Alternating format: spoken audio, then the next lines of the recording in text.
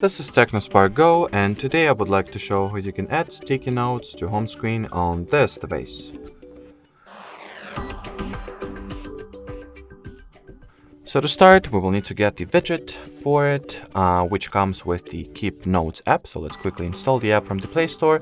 If you have any other notes or notepad apps that you prefer, you can just go for them instead. Just make sure that those apps that you'll go for provide you with the respective home screen widget. So let's download the Google Keep app first.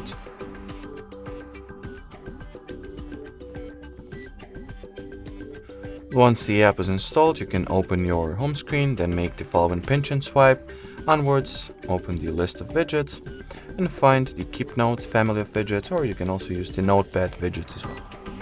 Then select the particular widget design you would like to go with, like this one, let's say, and tap at the Add to Home Screen button.